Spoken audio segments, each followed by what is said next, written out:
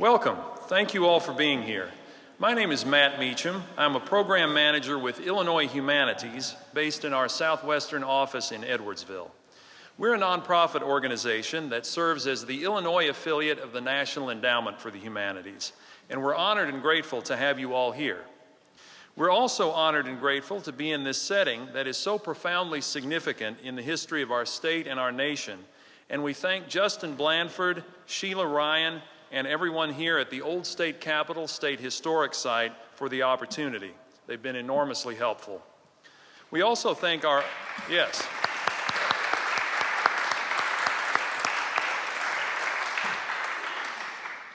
We also thank our audio and video technician, Dave Kane, and his assistant, Bill, and my fellow members of the Illinois Humanities staff. Gabrielle Lyon, Executive Director, Paul Dorica, Director of Programs and Exhibitions, and program staff members Tyrese Williams, Kay Ripplemeyer-Tippy, and Elliot Heilman. This event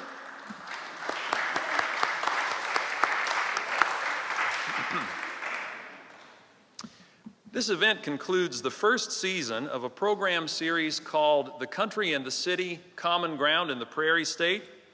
The series consists of text-based panel discussions with audience participation about issues that affect both urban and rural Illinois communities.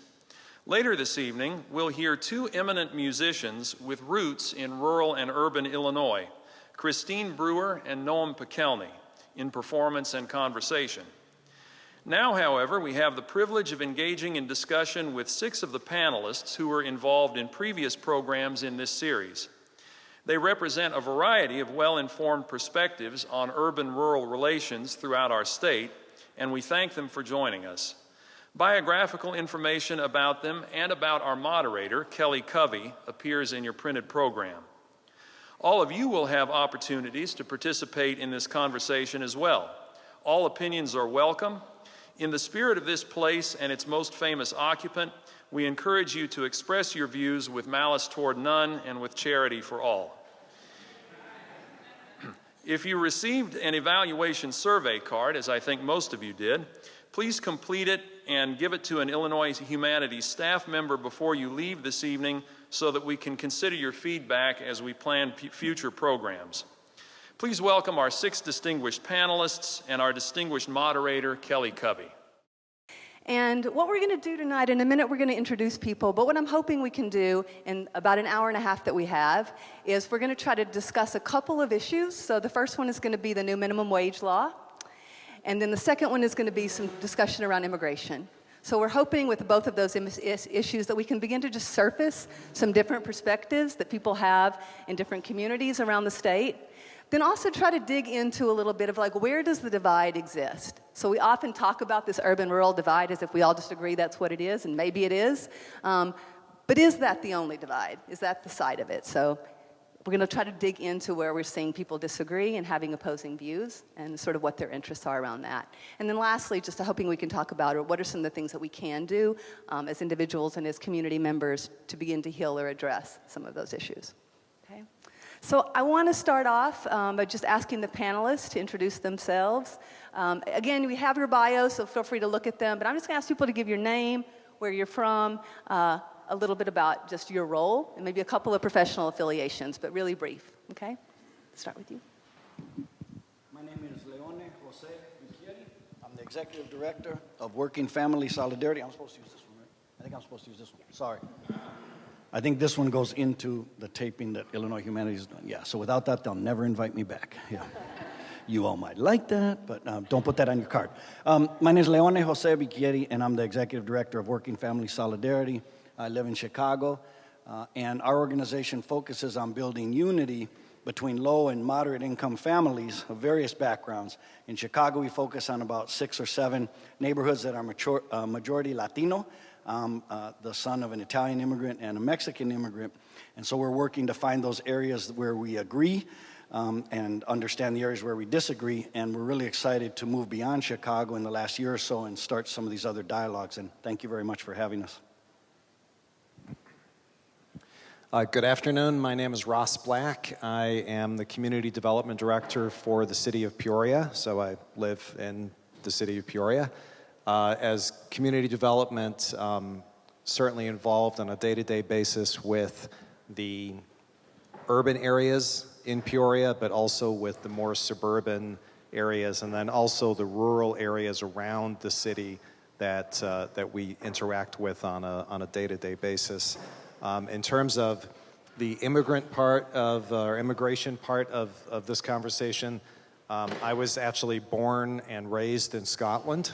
You probably can't tell from my accent.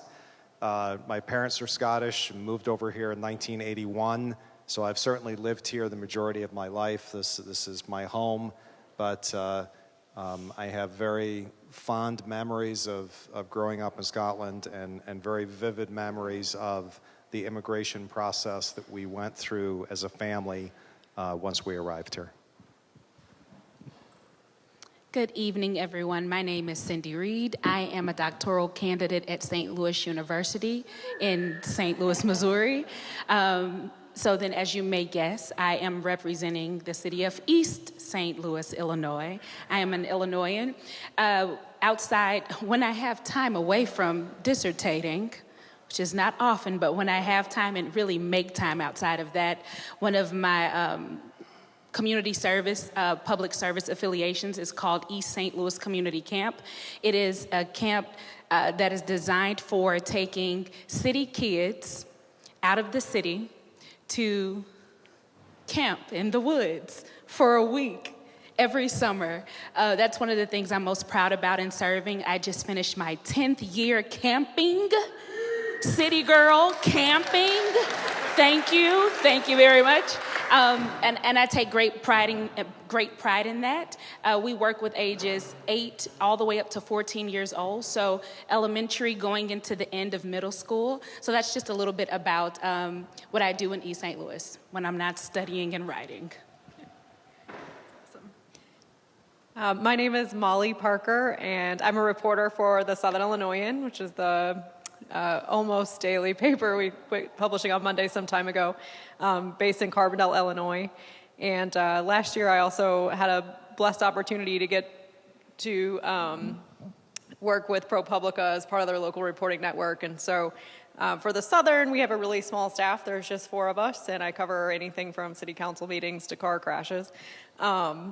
And with ProPublica, most of my work focused on public housing and HUD-subsidized housing in cities across the Midwest and in various parts of the country, just looking at the disinvestment and how it's affecting communities in our area and elsewhere, and just what those commonalities are. So happy to be here, and I always tell people too, my husband is a mayor of Murfreesboro, so I've seen a little bit about both sides of, you know, what it's like to be an official and what it's like to be a reporter. It's an interesting perspective. Of course, I don't cover Murfreesboro. It'd be a weird conflict of interest. I'd probably write about my husband's dirty socks or something, so we try not to do that, but thank you. Good evening. My name is Marissa Jones. I'm the chairman of the Henry County Board, which is in Northwest Illinois. I'm originally from Chicago, unlike our moderator, who was born in a small town. I was born in the big city of Chicago. But I've spent most of my life have been in rural areas. One of the things that we're doing in Henry County, we're doing what we can to improve the economic environment there, as well as we're one of the few counties that we have had a balanced budget for 2 years, and we plan on continuing to do that, not spending more than we have, and even building up a little reserve on the side. Among other things, I've been a volunteer for Junior Achievement for about 18 years now. I'm president of an organization called Freedom House. It's a domestic violence, sexual violence shelter, and we also give legal counsel to victims of domestic violence and sexual violence. I've also been with the Kewanee Area Salvation Army. I'm on their board, and I'm the past president of the United Way there. I keep quite busy in the community, but one of the things that my main thing is that I want people to get together, express their ideas, talk to each other, listen to each other. and we'll find that we're not as far apart as we appear to be on the surface. Thank you. Hello, my name is Claudia Sibella. Please forgive my broken English. I'm still in the process of learning. I am a bilingual educator in Beardstown. Are you familiar with Beardstown? The watermelon place, the Lincoln Almanac, and all that stuff. Okay, well, I work with many kids from different countries, including Latin America. I have many places in West Africa, Thailand, Indonesia, Cuba, Puerto Rico, Dominican Republic, many kids. My school district is very diverse. We speak, our kids speak different languages, but the common goal is to help them to learn English and to move and continue to a higher education.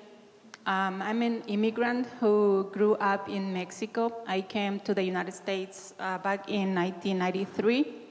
I lived in California, and then I moved to Illinois. I became a bilingual educator at Western, and this is my 9th year teaching. Thank you.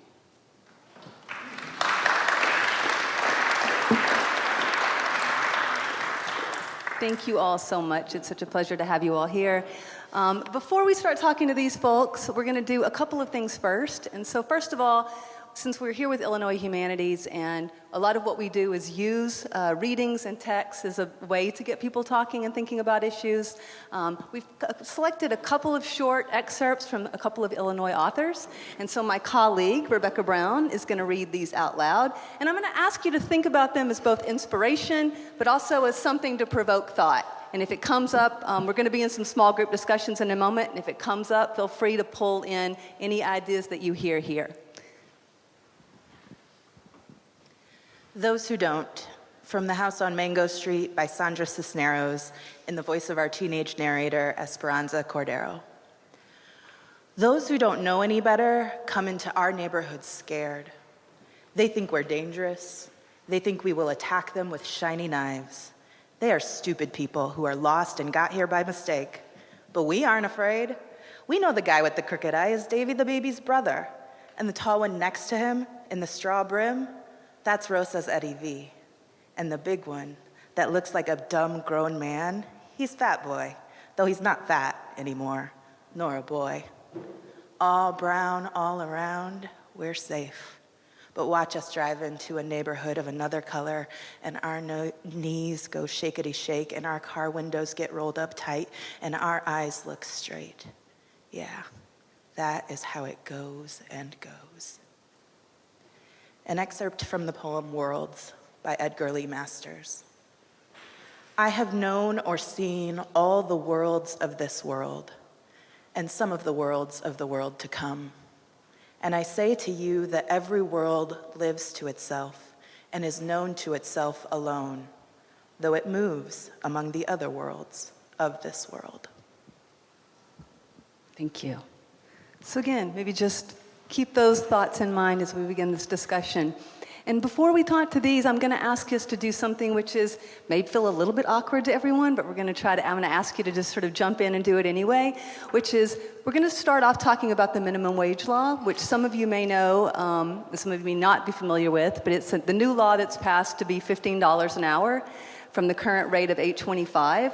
And that $15 an hour it's going to scale up, and I think it will finally be at $15 in 2025. I think that's correct, Matt. And I know Matt knows everything, so I'll ask him. So it'll be going up essentially $1 a year until about 2025. And so the question I want to ask all of you to maybe get into some groups of 3 or 4 people, even if you don't know people, maybe just turn around and get in some groups. And what I'm going to ask you just to talk about for 6 or 7 minutes is this a good idea, a bad idea? How will it impact you personally? And what are some perspectives maybe you'd hear in your community? Who do you think will be impacted in your own community? So $15 minimum wage, good idea, bad idea, how is it going to impact you, and how do you think it'll impact your community? And I'm just going to urge you to turn around and talk to some people that you don't know for about 6 or 7 minutes, and then I'll bring us back. Panelists, same thing.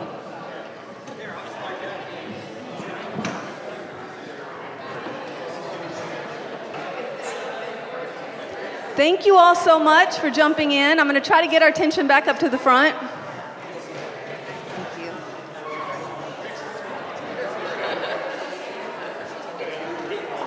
All right, everybody. So before we hear from the panelists on this issue, I would love to hear from 2 or 3 people in the audience if we could, sort of briefly, maybe share a little bit about what you discussed, and we can hand you the mic.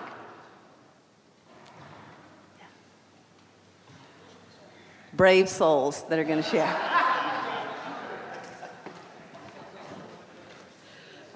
Thank you. Hello, there was a group of 5 here, geographically diverse, age diverse, vocationally diverse, and there was no dissension in our ranks. We think that the raising of the minimum wage, especially since it's incremental, is a good thing. I think it's a bad idea to artificially come up with some number. 15, 20, 25, it just comes from whatever, some kind of statistic, and we know from practice it's going to eliminate jobs. Not every job needs to support a family, not every job needs to do such and such. And there are all kinds of particularly young people who might have a first job, it may not be at the minimum wage now or later, who are going to have no job. And the employer, McDonald's or whatever, has to make some kind of adjustment, raise prices, or they'll get a robot to do a job that used to pay $15 an hour, and that's another job that disappears. So I don't think it works well.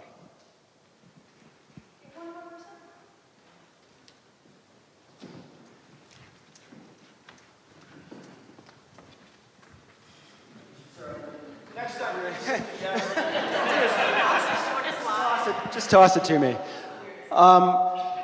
There's just 3 of us in our group as well, and no dissension among the 3 of us either. But we sort of just, talked about the idea that, if you're working 40 hours a week, you should be able to support yourself on that, regardless of what you do. I think personally that we like to categorize work as more valuable than other certain kinds of work is more valuable than other kinds of work. Whereas that's an arbitrary thing, actually, is categorizing people and vocations. Everybody who works hard for 40 hours a week ought to be able to support themselves. So. Amen. Okay, great. Thank you so much for being willing to share a little bit. So we're going to start on this question with Ross. And so Ross' question, what are some of the perspectives that you're hearing about this issue in your own community? And in particular, who is impacted and how? Okay, well, thank you for all that prior notice. I did tell you. Yeah. So what I'm hearing in Peoria, really from 2 different groups, if you will. One is from business owners who have a very similar perspective, that their concern is that they can't, and the example they use is that you can buy a cup of coffee at a little restaurant in Peoria for $1.50. And if they're paying their staff the equivalent of $8.25 an hour, if that increases to $15 an hour, that has to be made up somewhere. That difference between $8.25 and $15, which I can't do in my head because I'm a political science major, has to be made up somewhere. And the only place to make it up is to charge more for the product, whether it's the cup of coffee, the pair of glasses, whatever it is that you're selling. So your customers are either going to have to get used to paying $2.50 for a cup of coffee instead of $1.50, or you're going to stop selling coffee. And if that's the case, then the people who are already working minimum wage may not have any type of job. And then and I can't remember who said this, sort of on a corollary to this, and probably all of you have seen this too in your own communities, that a lot of the franchise fast food places in Peoria now have the automated kiosks. So the number of people working there already is declining. So that's the business perspective that I'm hearing. And then on the other side, what I hear from community groups, particularly in our older neighborhoods, is the perspective of it's really difficult to live if you're making minimum wage. And, you know, and I think the challenge there is that minimum wage, you know, my kids work minimum wage jobs. That's what they do. They're kids, they're teenagers. And you know, nobody expects them to have a household or make a living making minimum wage jobs. It's pocket money for them. And so that's fine. And it's really difficult for someone to take that minimum wage and make a living out of it. So the community groups are saying, this is a really good idea. The business groups are saying, we don't know that this is a good idea because of the law of unintended consequences. And I think everyone is just sort of waiting to see what actually may happen. Thank you so much, Ross. So, Leone, if I can ask you similar question, but maybe to talk specifically about the impact that you see on the working families that you're doing all your work around and with. Yeah, so again, I work, if you know Chicago, mainly in Pilsen, Little Village, North Lawndale, back of the yards, West Englewood, Gage Park. So these are majority African-American Latino communities, although Pilsen is partway gentrified. I live in Pilsen, well, with my wife and 2 young kids. Not sure how much longer we'll be able to live there. So it's funny because we broke into small groups, right? And so Ross and I were already talking, and we were like, let's figure out like how we don't have too much animosity between us, right? Or that's going to set a bad example for this talk, right? So it's interesting because what we immediately both agreed on is that Peoria, people in Peoria, within Peoria, and people in Chicago, within Chicago, are also not homogeneous and all in agreement on everything, right? So it's like, well, what does Chicago think? Well, yes. What does Peoria think? No. So I don't have to move out of my block on my neighborhood to find people who, you know, raise some of these questions. Like, well, hold on a second, you know. I'm a principal, like our next door neighbor at the Solorio Academy in Gage Park. I do think most of the families' income is not high enough. They can't, you know, there's like 3 families living together, right? And both parents work full-time jobs. So I think it's like, where can we agree? And then we go from there. So I bet, well, I'll be careful. I've learned to not to bet. It would surprise me if many people in this room said 2 adults with 2 kids and the adults work 40 hours a week and they can't pay basic bills, that's okay. No one thinks that's okay. So then it becomes, okay, so what role does minimum wage play in this, right? Well, if you're real near Indiana, that company might move to Indiana.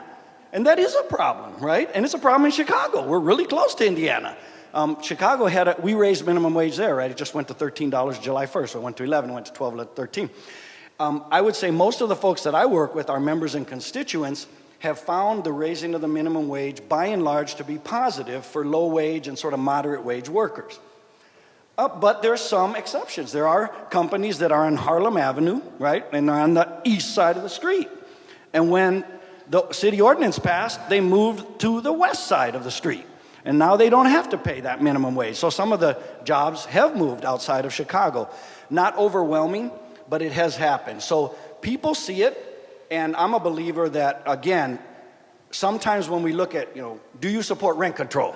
Well, no. Well, yes. Well, but then when you dig down, you kind of can get to an agreement of families who are working hard every day should not be thrown out of apartments, right?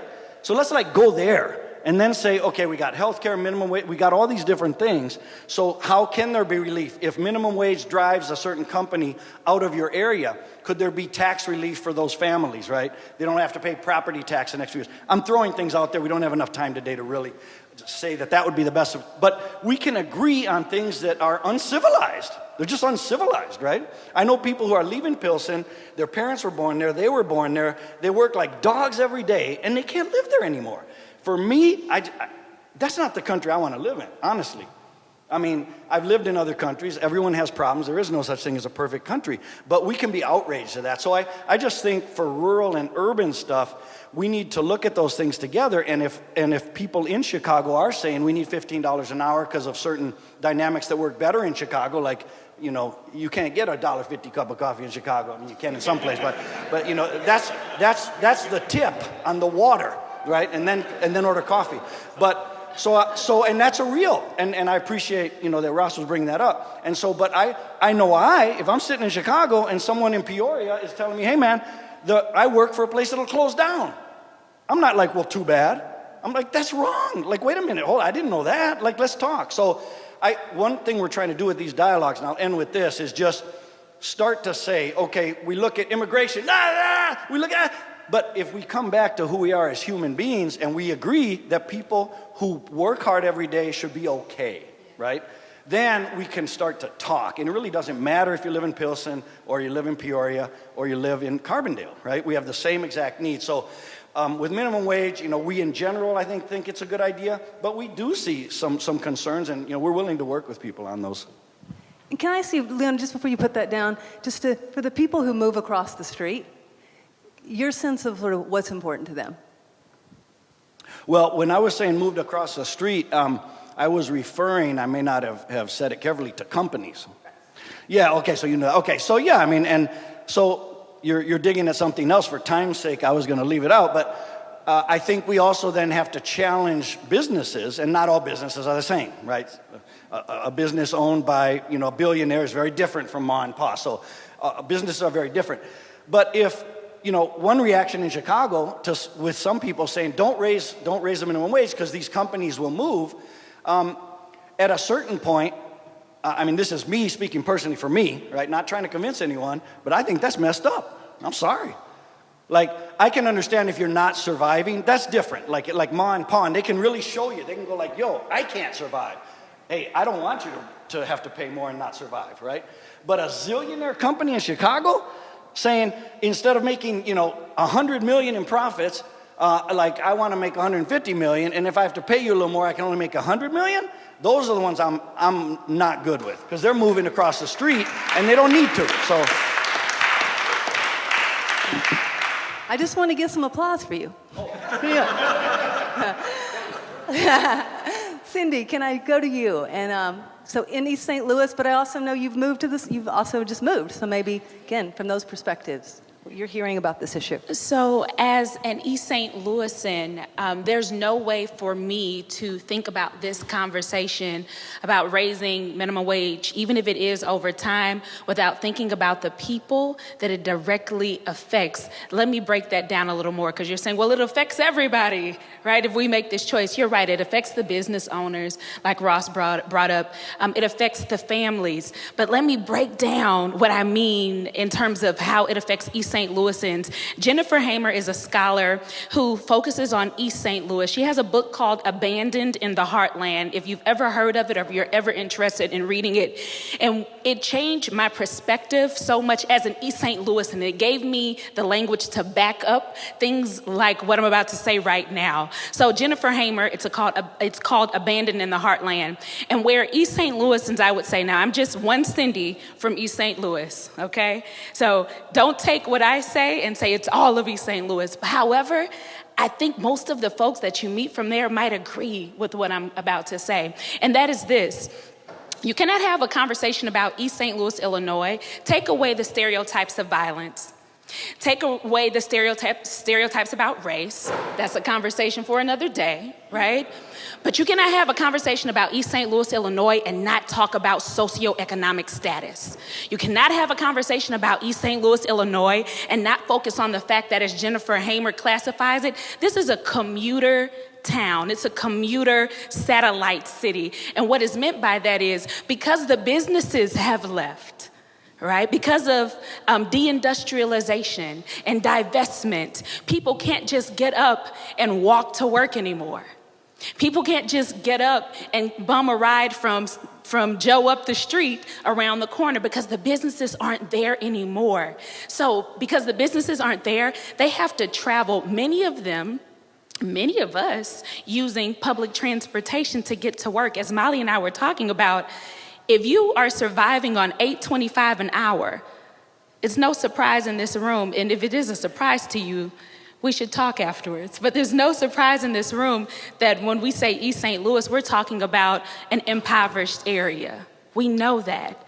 So folks are getting up and they're going to work, mothers and fathers in the same household, parents, guardians in the same household. They're getting up and they're going to work and they're making $8.25 an hour, many of them just trying to make it. See, in East St. Louis, the $8.25 McDonald's job isn't just for teenagers after school. It's for parents trying to survive and raise their families, honestly, right? And so when you bring this conversation to East St. Louis, you have to think about the fact that it costs money to not just get gas to go to work, but if you don't have a car, many of us don't, you use the MetroLink, is what we call our public transit system, or the Metro by state bus. You got to pay to get to work. So you mean after I've paid to get to work and I work an $8.25 job an hour and I bring that money home 40 hours a week, like you were saying, I still can't pay bills? I still can't let my kid be in that extracurricular activity because how are we going to pay for it? Right? So when you bring East St. Louisans into this conversation, socioeconomics comes in right away, and many of them would agree, yes, please, 15 an hour. So then if you do 15 an hour, we can scrape by then, because $8.25 is not scraping by for an East St. Louisan.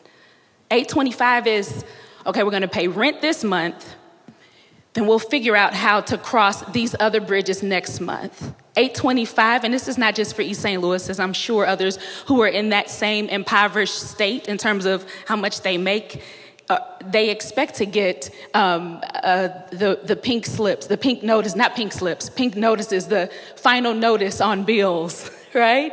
That's normal in a town like where I'm from, because $8.25 an hour is what we've become accustomed to. It's not enough. So many of them are going to say, yes, $15 an hour. Figure out the logistics later, but right now my family can't make it. We're not making it. And what happens when you can't make it off of what you're being paid? What happens? You start getting creative. So your side hustle, because side hustles exist, your side hustle could be legitimate. Many people have those. They do hair on the weekends, right?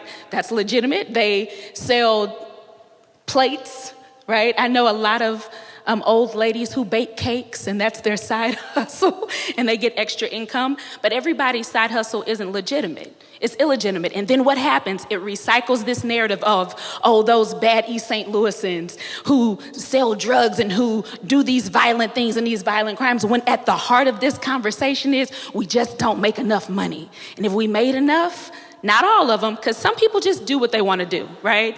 But many folks, it would change their lives if they made that much more.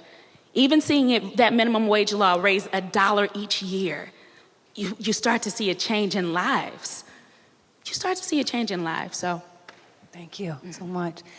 So we're going to be moving on to immigration in a minute, but before we do that, I want to just share a perspective that Matt had shared with me, who lives down here in Southern Illinois, that in many ways that the way the policy and the governance worked around the minimum wage law left a lot of people, at least in some parts of the state, feeling like they weren't heard, and that nobody discussed with them how it might be different in different parts of the state. So I guess the question I'd like just to put to the panel, if anybody or a couple people want to briefly say, is just like, what do you think, because we've named a lot of different interests here, business, companies, people living in poverty, families. What do you feel like elected officials or policymakers could be doing to help address these different interests and divide between people? Or do you see people doing things like that?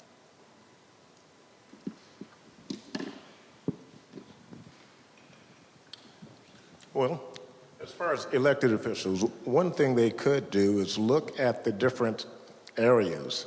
When I was in Chicago in 1969, I was working at a grocery store making $5 an hour. I went down to Illinois State and got a job in the learning lab there while I was on campus, and they paid me a whopping $1.25 an hour. After I got out and I got a job with GTE, I was earning $1.68 an hour. Now, that $1.68 an hour, it went a lot further in Bloomington, Illinois, than it would have gone in Chicago. I did some calculating, and I found out that 168 was equivalent to $9.93 in today's dollars. But governments, they need to look at the various areas of the state and say, well, how will that affect different areas? Chicago, for instance, $15 an hour, they probably need more than that. They're at $13 an hour right now. You look at the rest of the state, you look at East St. Louis, you look at Cairo, you look at just rural areas. If you have small businesses there and they're having to pay the $15 an hour, as has been said, they may shut down or they may just have fewer employees altogether. But we need to go beyond, I think, what Tom Sowell calls stage one thinking. Stage one, if we raise everyone up, it's going to be good. I can remember years back when the minimum wage was raised, and oh yeah, felt good. But as the years have gone on, everything else has gone up. That minimum wage, that's what it is, minimum. Something that we need to keep in mind, hopefully, people who have minimum wage jobs do not stay at that minimum wage throughout their life. They move up. They start out at a lower level, but they do eventually earn more. But we have a lot of problems. I don't know exactly what government can do. If we have people putting pressure on the various businesses, there's union activity. People can organize and negotiate with their employers.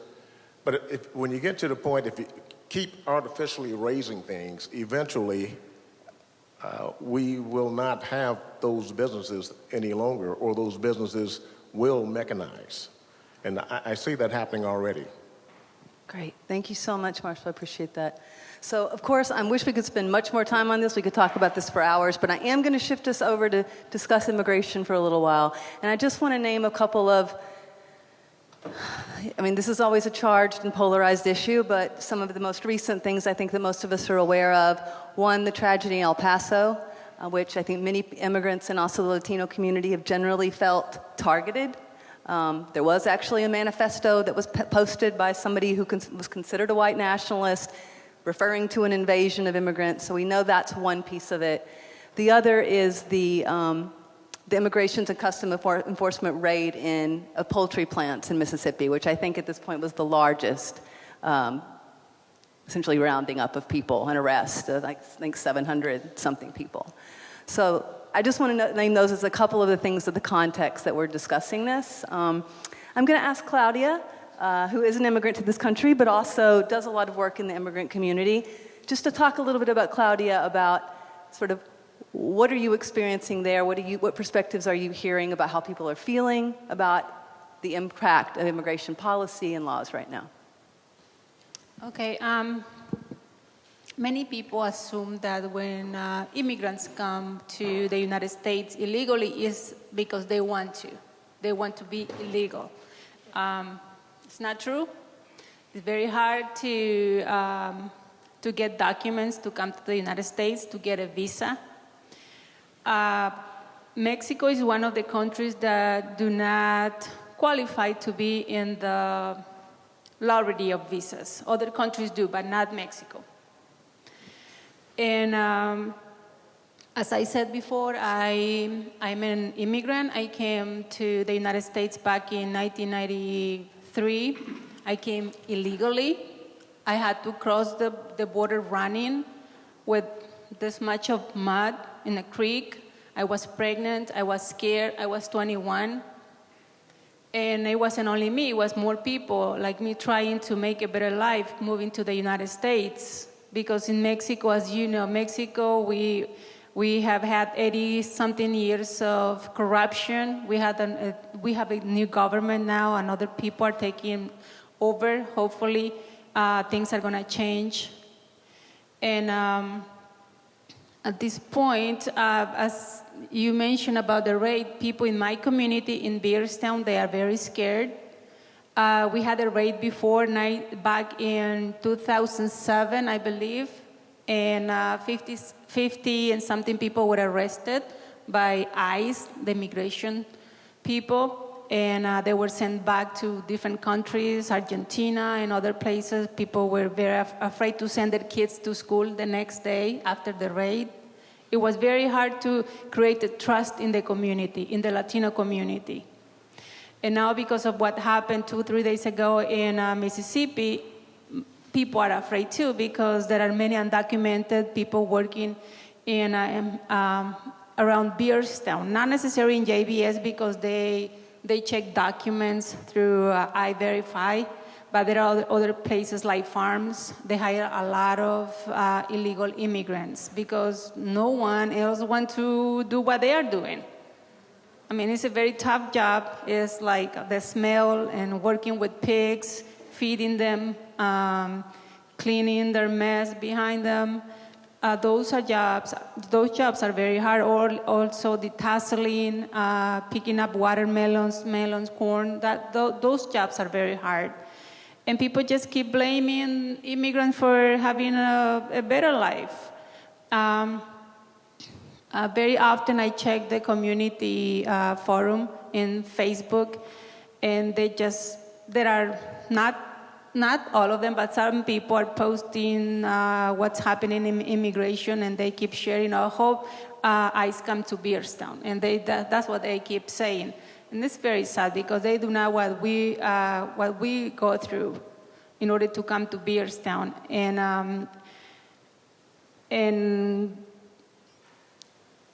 And I have a page in my Facebook account where I keep informing people, okay, please do not, if you get stopped by ICE, do not give them any information, do not sign any documents. Please make sure that your kids have a legal guardian in case something happens. Getting an attorney, getting a letter from getting a letter from any public notary is gonna help our kids. If the parents are deported, the kids have someone who is gonna be in charge of those kids, either to send them back where the parents are, or to register them in school or take them to the hospital. So people are very, also the media is not helping. They have a lot of miscommunication, and they are creating like, people are getting afraid of listening what they see in the news too. So the best that we are doing is just getting informed, informing people, okay, this is where, this is an attorney who can help you, this is what you can do. Do not get any issues with, don't get tickets. Don't get tickets, don't get arrested, don't do stupid things like fighting in your house and get arrested, because those are, there's a very fine line where even police can call immigration, and you can get deported, and you cannot come in the next 5 years, or you're gonna get arrested. So those are the things that happen in my community, and people in my community, they really want to do things right. And I keep informing them, okay, if you had a false identification, if you got it in the past, okay, this is your chance. Illinois is giving you a chance to get a new one with your true information, because now in the past, and like 5-7 years ago, when people got like a false birth certificate or false document, they could go to the DMV or driver license facility and get a false ID so they can work.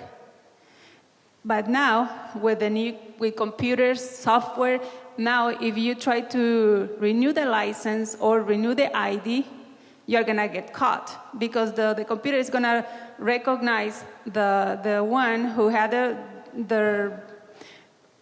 okay, now let me go back. If for some reason you become legal, but you had a false identity, then if you try to get the new name, everything straight up, you are going to get caught and you are going to get punished.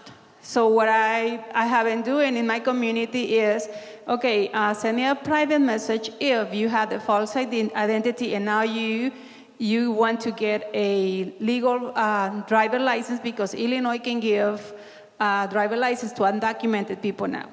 So people are talking to me, and then I take them to the driver license facility, and I say, this is a self-report. This is, okay, this person is giving you the birth certificate, the previous ID or driver license, or the Social Security card. So they are self-reporting, so what's next? Okay, so they take everything from that person, they take a photocopy of the real documents, and they have to wait like 3-4 weeks, and then they get a letter with a reference number. So we have to make an appointment to come to Springfield to talk to someone so they can start the punishment. It's 1 year with nothing. After a year, they can apply again. But that's going to clear their record. After a year, they can be okay now with their new identity. Meanwhile, they can also apply, after they get the referral number, they can apply for a hearing. So they can get some kind of permit to drive from home to work or to take the kids to work. So, but mainly what people need is to be informed. Okay, this is what you can do, and this is what you cannot do. But there are situations where many people cannot have access to either the real birth certificate because they came with nothing. When I came to the United States, I couldn't bring anything with me because they didn't want the immigration to have my identity. Even when I was arrested, I was arrested 3 different times. When I was arrested, I gave a false name, but they took my fingerprints. So, I'm helping a girl from Guatemala who came with nothing, and it's very hard to her to get a birth certificate from her country. Even if she tries to go to Chicago to the embassy. Right. So it's very hard to people to get a driver license or an ID and be able to work, because some places that's all what they require. Yeah. Your an ID and your Social Security number. Great, thank you. And Claudia, just before I move on from that, can I just ask, because we've been talking about this urban-rural divide, but I want to ask, is there a divide within your own city or your own town? Like, is there another side who sees this differently? And how do they feel about it? Beardstone is very small. It's a very small community, and your neighbor can be an African American. It can be a family from Africa, from Guatemala. No, I think we are. It's not like this is like the white section of town, and this is the Latinos. No, we are like evenly distributed. Great, thank you. Thank you so much. I think it helps, so we don't say, okay, don't go up there, like at the book said, don't go to that area because you are going to be targeted or something. It's not happening in my community. At first, when we came in back in 1995 to Beardstone, people were hiding and they were back inside the houses because we were on the street walking. But they are not afraid of us anymore because they see all colors now. Right. Thank you. And I appreciate all of the detail, because I think a lot of times one of the things that I hear a lot is, people should just be legal. People should just come here legally. And I think sometimes the difficulty of what that actually looks like is not as well understood. So thank you for that. I'm going to ask Marshall to sort of respond. Thank you, Claudia. Okay. I think one of the things that we have been doing in this country is we have not seen the human element. And we need to do something with our laws to make immigration smoother and easier, to streamline it. The way it is right now, people do come in to get a better life.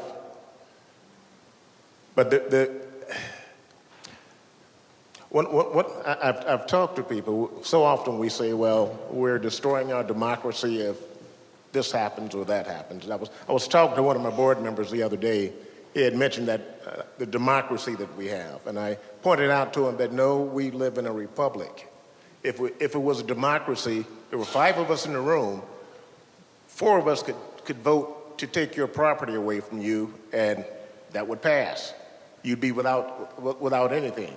But since we're a republic, we do have laws that say, well, you 4 can't do that.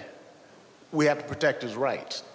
One of the things that Kelli and I talked about, she was asking about the people that have lived here for years and years. They were brought here as children,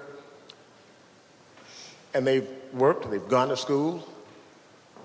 Should they be just thrown out of the country? And that's undoubtedly the answer to that question is no. We have to come up with some way to ease them into our society as well. But I also mentioned to her that last year I went up to Canada for a convention. This year I went to Germany for a convention. Before they would let me in their country, they wanted to know everything about me, know my name, where I was from, what I was going to be doing there, and I had to provide all that documentation. I had it, I got in, I got out, I got back home. It's not, we don't have an easy answer to any of these problems that we have, but if we sit down and we listen and talk, listen to each other, we can come up with answers. We can come up with ways to solve it. And it's up to us to insist that our legislators, that our executive officials, we demand that they do something to solve the problems. Now, one of the things that we, being with at Freedom House, we've had people who have come up illegally and have been involved in sex trafficking. I know of a couple of ladies who came in with the promise that they would be given a job and they would receive everything, and after a few years they would be able to go on their way. And some of them were involved, some sex trafficking, some just plain slavery. There's no other way to put it, but slavery. They were forced to work for different people. People would take their documentation from them, did not pay them what they had promised. And this is happening in America today. This is happening in the state of Illinois today. We all have to get involved, and we have to be aware of what's going on around us. We have to be empathetic to those who are here. One thing I heard the other day, as far as a young man, he had served 2 tours in Afghanistan, but he was not a citizen, so he got deported. Now, something's wrong with that. Something is definitely wrong with that. And I talked to a lot of people, and I found out that many people have no idea what's going on in our government, in the state, in the country, don't have a clue. I read a quote in a book by Tom Sowell the other day, and he was talking about politicians and economics, showing the differences between the two. And there was a quote that was attributed to Richard Nixon, speaking to one of his aides. And he said, "I don't give a good blankety blank what Milt Friedman has to say. He's not running for re-election." And that's the problem. We've got people that are, the only thing they're interested in is making sure that they remain in power, that they remain in their positions, that they, it bothers me that people legislate things for us that they don't have to abide by. Right. But it's we have to work together and solve this problem. Thank you. We have to. Thank you for naming some of those things. And Molly, I'm going to get you in 1 second, but Ross really wants to jump in, so I'm going to let him jump in. Thank you. So my immigration story is very different. So I moved from the United Kingdom to the United States in 1981. I was about 11 years old. Very strange country. Well, I moved to Joliet. Now, if any of you have been to Joliet, you probably feel for me. So, strange traditions. We moved here right before Thanksgiving. We went over to someone's house for Thanksgiving. I wasn't sure what this large carcass was in the middle of the table. But, I distinctly remember going up to Chicago with my family to the Dirksen Federal Building to get our green cards. And one of the things that I had to do was I had to be interviewed by an immigration agent. And the interview was in this tiny little cubicle with cubicles all around me. And, I still remember the questions. One of the questions was, how did you come to the United States? And I said, on a plane, which was the truth. I came on a plane. They asked me if I had ever been a member of the Nazi Party. And I said, I don't think so, because I was 11. But I remember hearing the conversation in the cubicle beside me. I never saw the person in there, but it was a guy, a male, and he was from Romania. And again, remember, this is 1981. Romania is behind the Iron Curtain. And his question, how did you come to the United States? Well, he found out from someone that he knew that there was some construction equipment that was going to be shipped from Romania to West Germany. And so he went to the construction yard. He snuck inside this piece of construction equipment.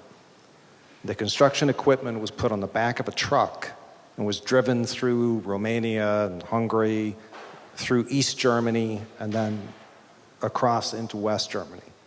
And then from West Germany, he made it to the United States. So, his story was far more interesting than mine. But, the history of the world is a history of population migration. People move to where they feel there is a better opportunity than where they are right now.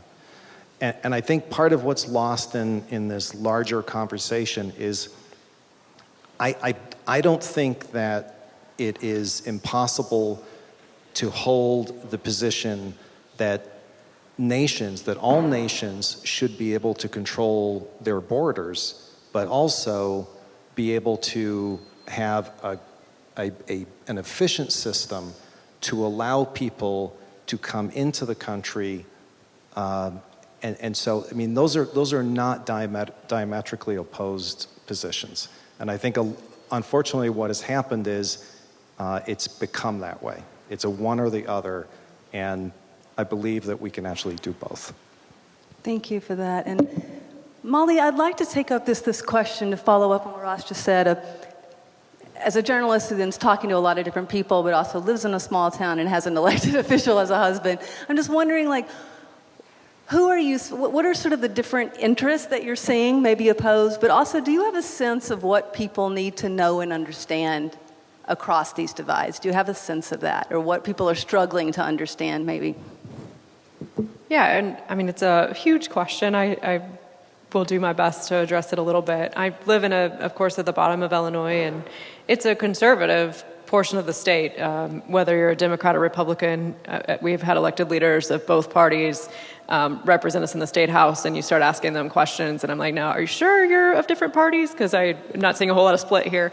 Southern Illinois has traditionally been a conservative part of the region, used to be represented by a lot of Democrats. Now that's starting to switch, although I'm not actually sure that represents a big switch in ideology for the most part.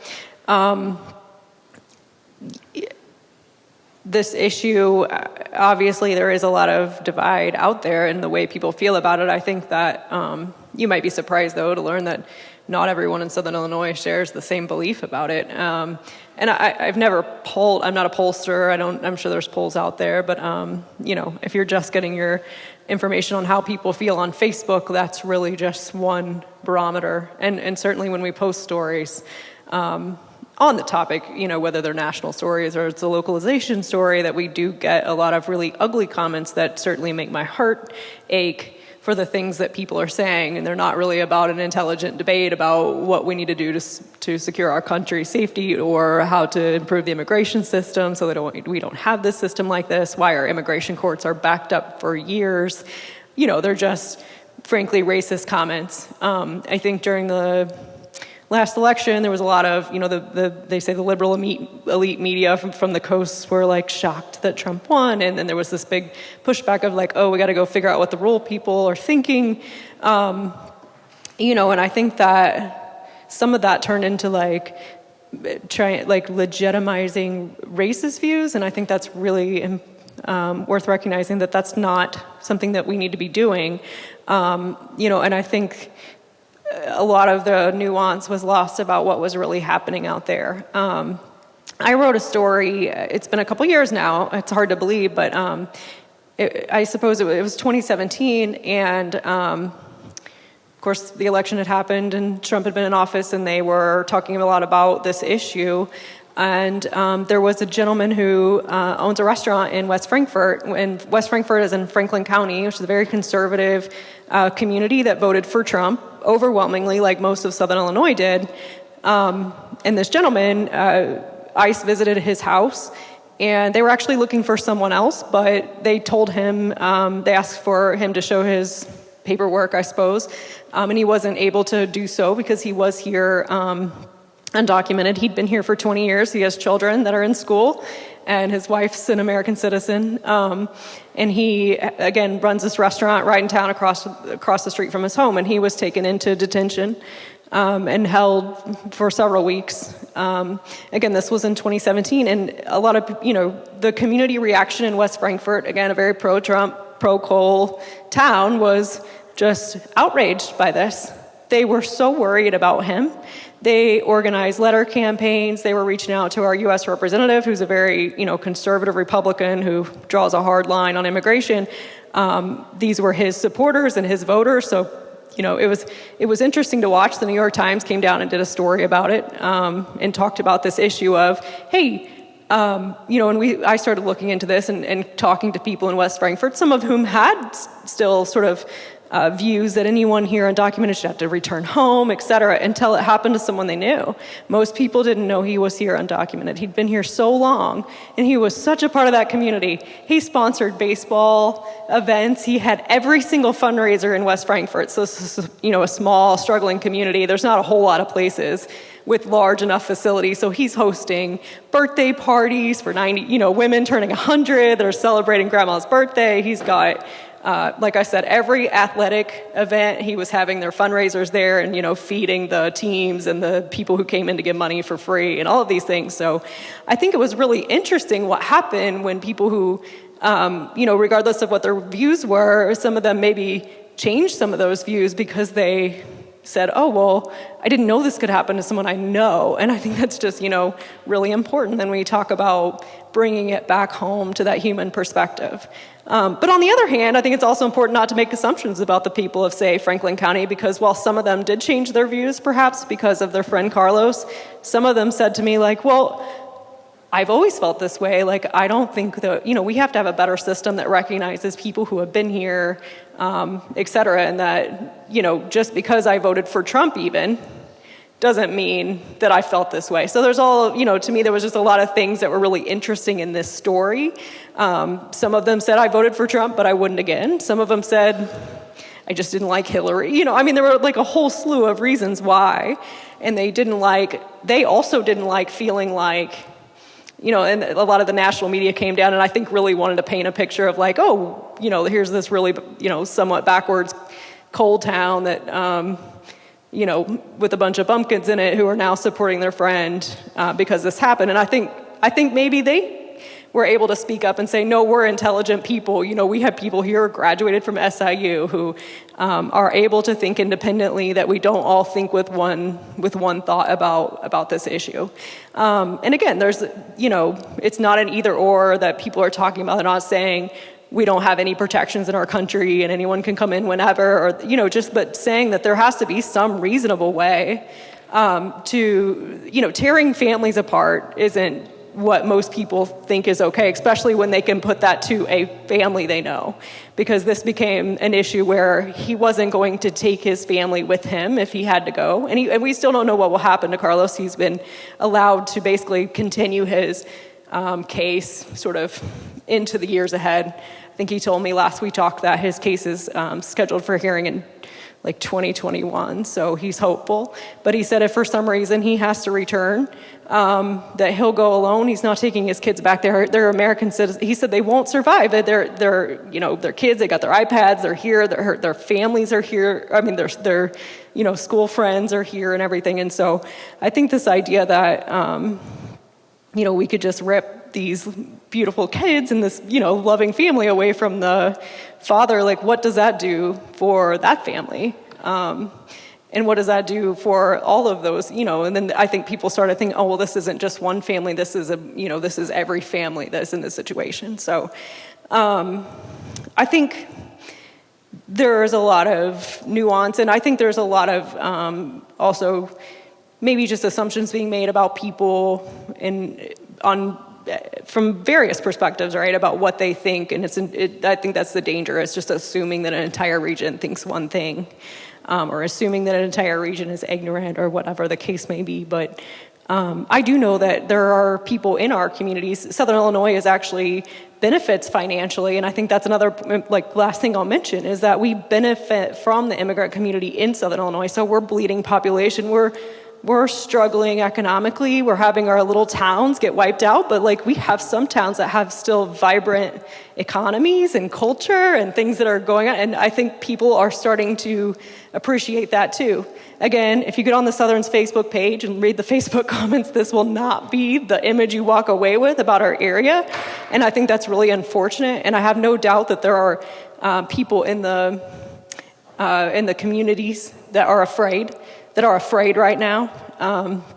But I think that they also find that Southern Illinois is a fairly welcoming place. So, I let that be it.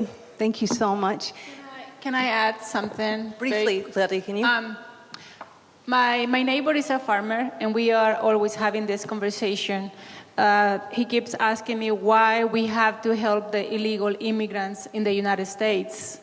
And I keep saying, well, if you don't help them when they are here and the kids are growing here, do you rather help them while they are back in their country so they don't have to come?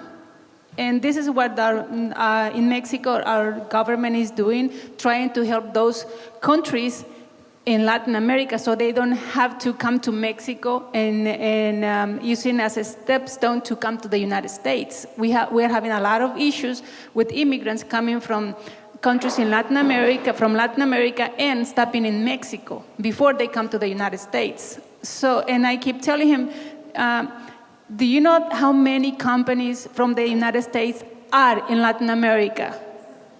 A lot. So the money comes back. Right. Thank you for that. I just want to say I'm sorry that we don't have more time to discuss these issues. We are down to the last few minutes, and Cindy, I'm going to go to you first, but here's what I'm going to ask.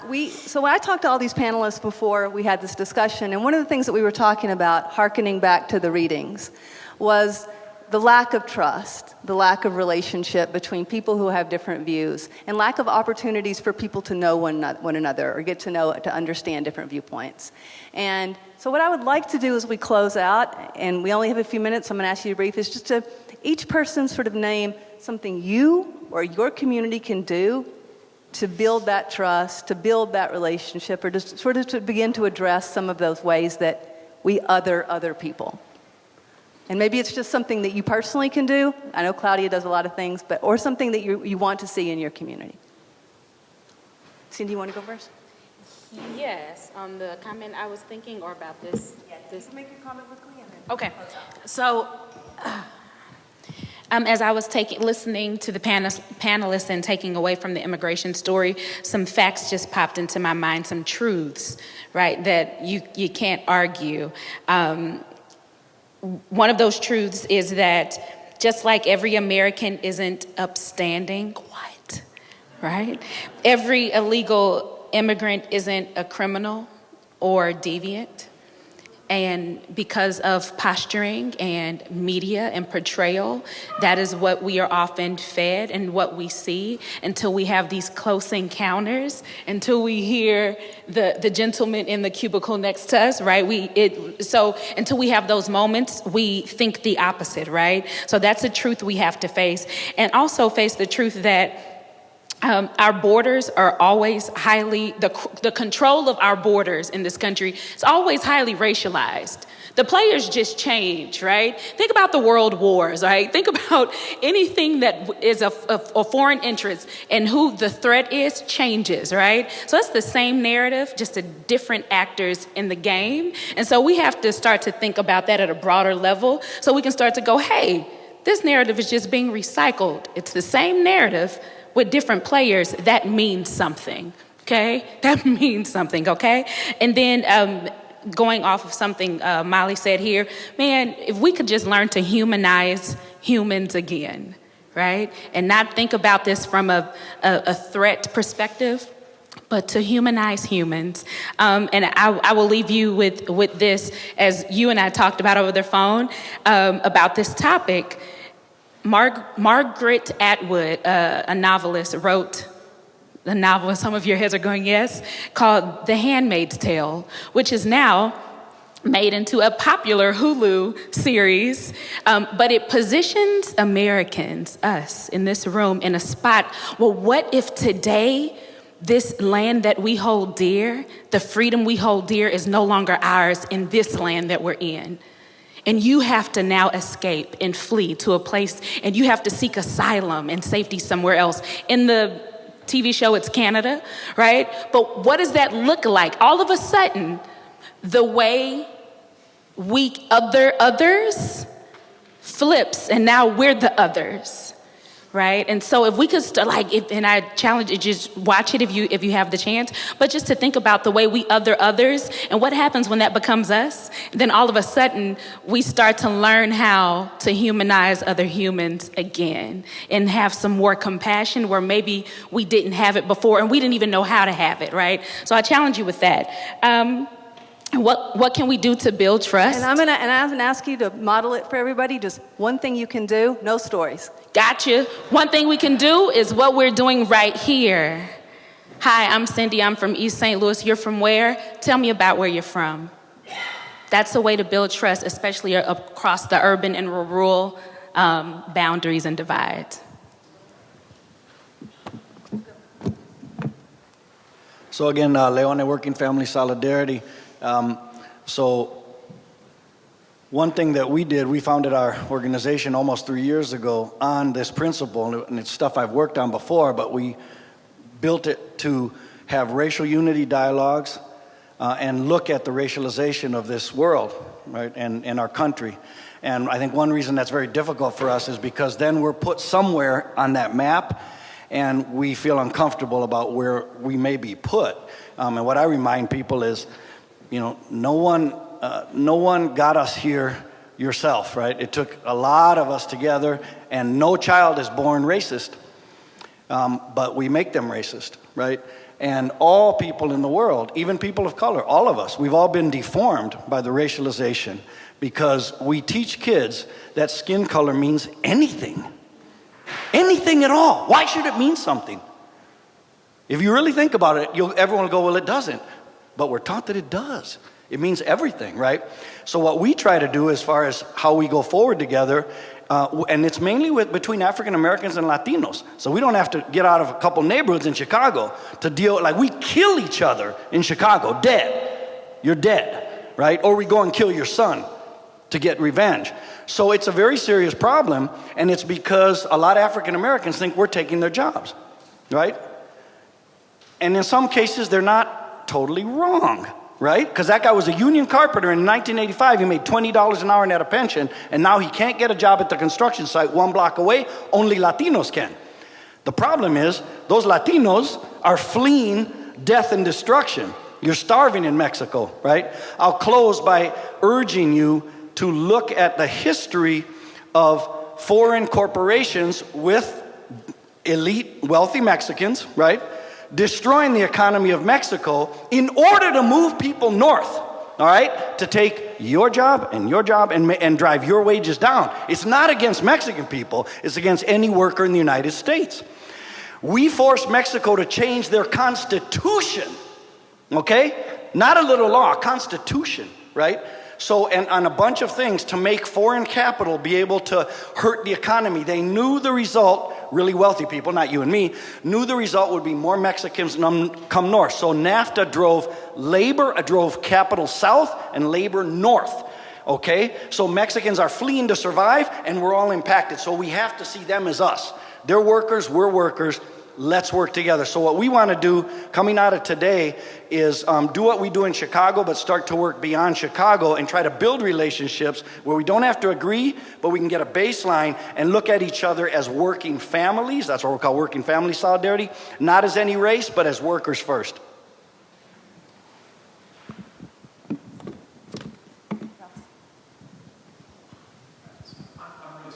You want to cut it off? Yeah, so briefly, really. Okay. So to improve cordial communication, I suggest two things. One, get your face out of this thing. And number two, use social media to find out where the next art gallery opening is, but not to create your perspective of the world.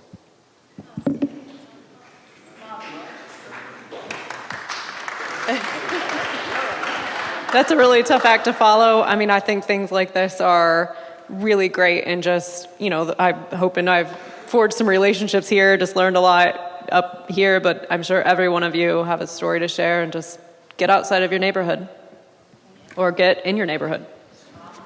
Thank you. Marshall, 10 seconds. Just quickly, listen to each other. Take time.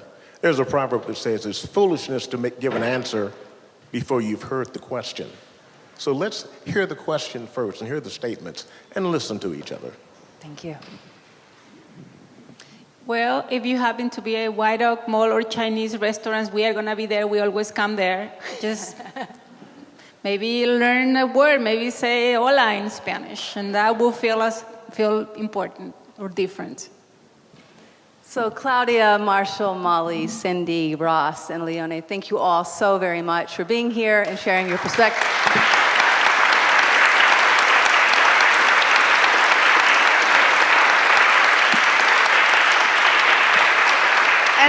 And just a quick thank you to all of you for engaging and for listening so attentively. I really appreciate it, and hope you enjoy the next thing.